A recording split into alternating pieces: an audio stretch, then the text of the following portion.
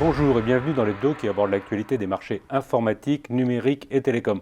OVH Cloud vient d'inaugurer son premier data center en Inde, à Mumbai. Cela fait partie du plan global d'expansion avec l'idée d'ouvrir 15 data centers avant la fin 2024. Les prochains seront à Singapour ou en Australie. C'est intéressant d'ouvrir le premier de cette nouvelle série en Inde. Ça permet de montrer des capacités de travailler dans des conditions tropicales et puis c'est juste au moment où l'Inde vient de prendre la direction du G20.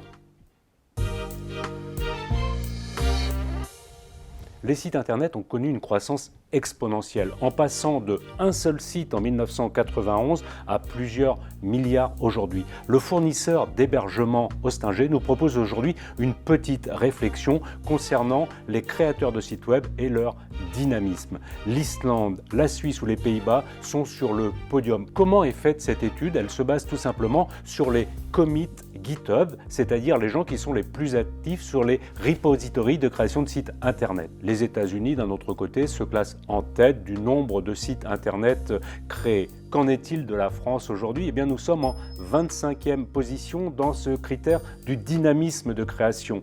Et ce qui est intéressant de noter, c'est l'activité des économies émergentes qui sont très dynamiques sur la création de sites web. Il va falloir faire attention, il va falloir se redynamiser si on veut continuer à exister sur Internet.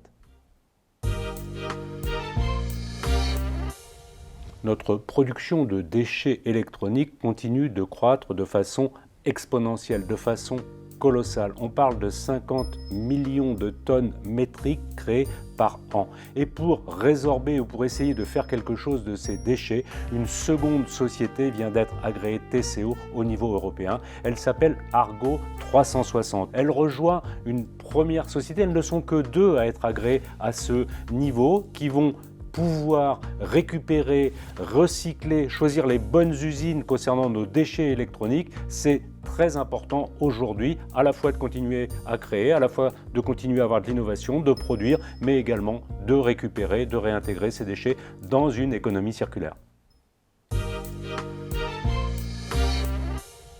Les entreprises industrielles européennes sont très en retard quant à leur réflexion sur leur transformation numérique. C'est une étude réalisée par Aras, A-R-A-S, une société qui fournit des outils low-code, no-code pour notamment développer les applications métiers qui nous informent.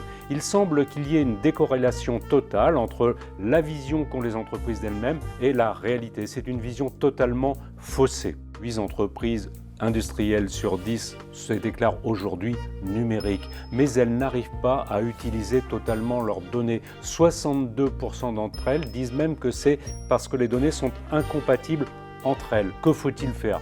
Comment avancer?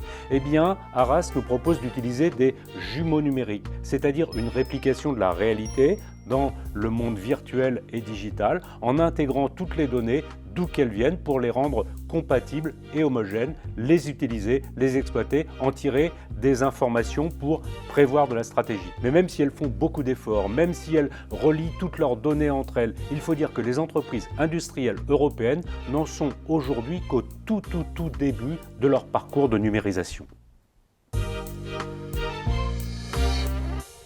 Et une petite quatrième pour la route, avec un livre proposé par Kevin Soler qui nous explique comment j'ai sauvé ma boîte. Il nous explique les procédures de liquidation, comment elles sont mises en place, comment on peut reprendre une société dans ce contexte. Il nous explique ce qu'il faut faire et revenir aux basiques, c'est-à-dire les clients de la société. Mais il nous explique également comment agir sur le moral de l'entrepreneur. Il faut dire que dans beaucoup de petites entreprises, l'entreprise fonctionne principalement grâce à une personne. Bonne semaine!